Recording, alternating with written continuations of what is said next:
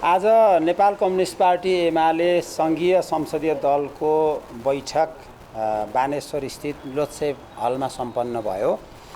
पार्टीका श्रद्धेय अध्यक्ष तथा संसदीय दलका नेता केपी शर्मा ओलीले अध्यक्षता गर्नुभएको आजको बैठक एक किसिमले भन्दा यो नियमित बैठक हो। हामी हाम्रो पार्टीको सङ्घीय संसदको नियमावली मुताबिक प्रत्येक संसद अधिवेशनको अगाडि र अधिवेशन सम्पन्न गरिसकेपछि 2 चरणमा सङ्घीय संसदीय दलको बैठक राख्ने हाम्रो प्रचलन रहेको छ।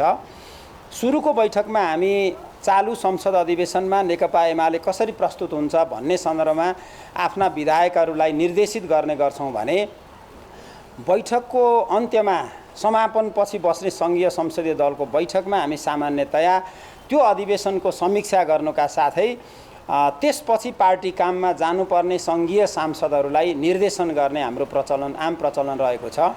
10औं अधिवेशन सम्पन्न भइसकेपछि आजको यो समापन सङ्घीय संसदीय दलको बैठकको रूपमा हामीले यसलाई लिनुपर्छ।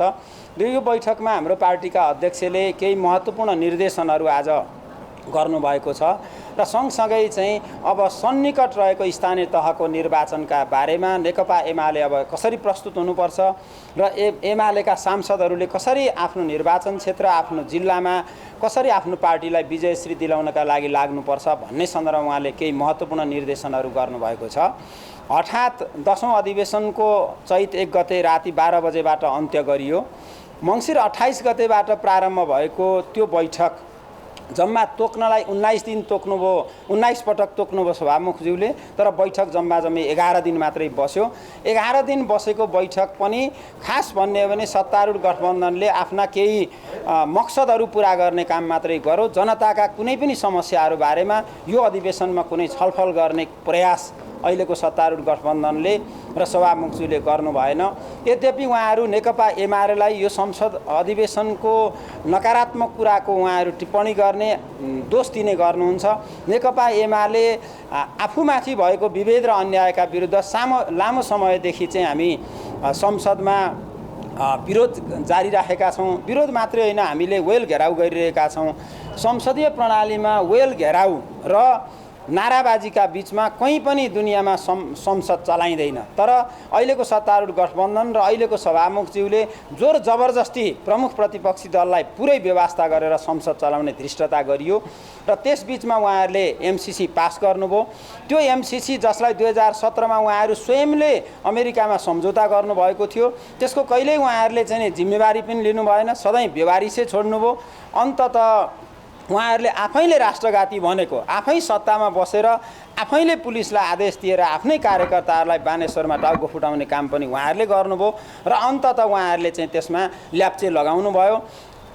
सम्माननीय प्रधानमन्त्रीज्यूले 1 दिन मात्रै कुरेर बस्नुभएको भए त्यो व्याख्यात्मक टिप्पणी नामको त्यो कागजको खोस्टो पनि जरुरी थिएन। यसै पनि माओवादी र माधव नेपालको पार्टीले यसमा ल्याप्चे लगाउँछ नै, एउटा सानो एउटा फेस सेभिङका लागि व्याख्यात्मक टिप्पणी ल्याएर पास गर्नुभएको छ।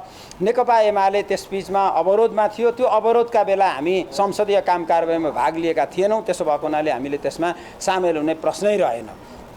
अब जहाँसम्म अहिलेको सत्तारूढ गठबन्धनका क्रियाकलापहरूको सन्दर्भ छ, हाम्रो पार्टीका अध्यक्षले अहिलेको मुलुकको गम्भीर अवस्थाको बारेमा सविस्तार यो बैठकमा विश्लेषण गरेर प्रस्तुत गर्नुभएको छ। अर्थतन्त्र इतिहासमै धेरै नराम्रो गरी रसातलमा भासिएको अवस्था छ। अर्थतन्त्रका सबै सूचकाङ्कहरू अति नकारात्मक अवस्थामा छन्। मुलुकले राष्ट्रिय गौरवका कुनै पनि आयोजनामा यो 7 महिना 8 महिनाको अवधिमा कुनै ठोस प्रगति हासिल गर्नेको छैन। पुँजीगत खर्च 17-18% भन्दा उँभो लागेको अवस्था छैन। यस्तो अवस्थामा प्रमुख प्रतिपक्षी दल नेकपा एमाले चुप लागेर बस्न सक्दैन। त्यसो भएको हुनाले मुलुकको अधोगति हामी रमित रहन सक्दैनौँ। त्यसो भएको हुनाले एमाले यसलाई सशक्त रूपमा प्रतिवाद गर्छ भनेर उहाँले भन्नुभएको छ र आज हाम्रो पार्टीका अध्यक्ष दलका नेताले हामी यो प्रस्तावित चुनाव वैशाख 30 गते हुने चुनावका लागि 65 देखि 70% सिटमा नेकपा एमाले विजय प्राप्त गर्छ उहाँहरू गठबन्धनको तयारीमा हुनुहुन्छ। गठबन्धनका लागि उहाँहरूलाई हामी शुभकामना पनि दिन चाहन्छौँ। तर नेकपा एमाले स्थानीय तहमा यदाकदा कुनै राजनीतिक दलसँग हुने गठबन्धन एकता बाहेक नेकपा एमाले देशभरि एक्लै लड्छ।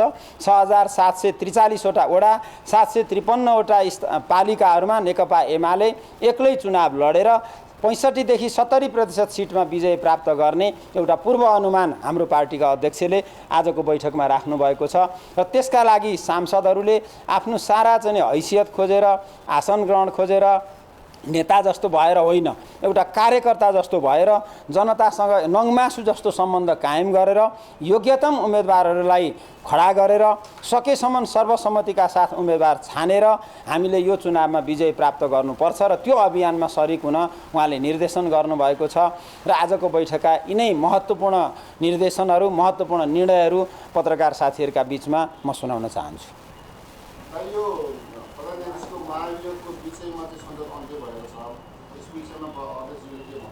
महाभियोग प्रस्ताव उहाँहरूले आफ्नो 2/3 छैन र यो पास हुँदैन भन्ने कुराको जान्दा जान्दै हठात रूपमा ल्याउनु भएको थियो। र त्यो ल्याउनुको दुराशय के हो त भन्दाखेरि जसरी भए पनि अदालतलाई गिजोल्ने र सम्मानित सर्वोच्च अदालतलाई गुटबन्दीको शिकार बनाउने र अदालतलाई सधैँभरि अस्थिरतामा चाहिँ रुमल्लिरहन राखिरहन चाहने उहाँहरूको त्यो दुराशयका कारणले आएको छ। र यसलाई जतिसक्दो लिङ्गरिङ गर्ने, एकदमै ढिलो गर्ने र त्यसलाई पास हुनका लागि चाहिँ वा फेल हुनका लागि कुनै अवसरै प्रदान नगर्ने गरी उहाँहरू अगाडि बढ्नु भएको छ। यस्तो बेलामा नेकपा एमाले यसलाई नङ्ग्याउने, यसलाई भण्डाफोर गर्ने चाहिँ काम गर्छ भनेर चाहिँ पार्टी अध्यक्षले भन्नुभएको छ।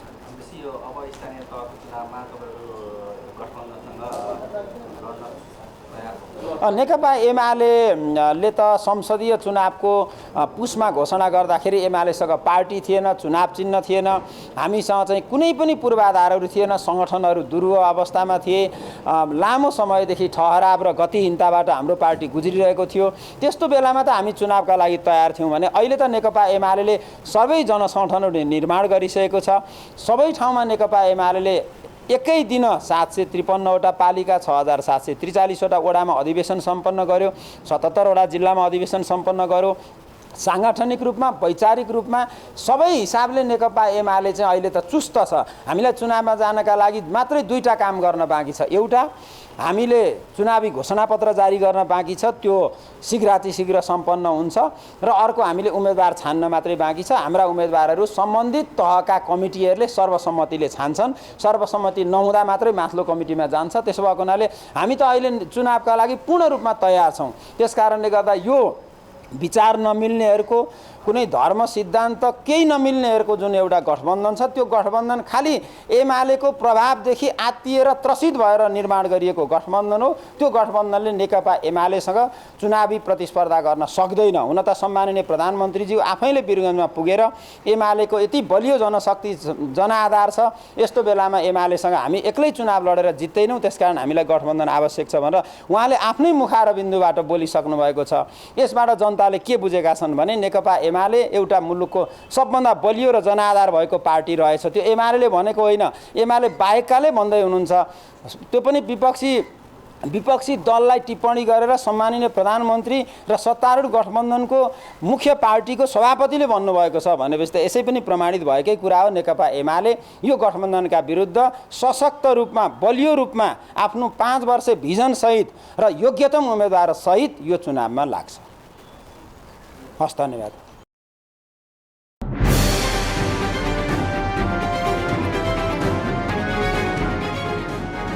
तपाईको सूचनाको साथी दैनिकी.com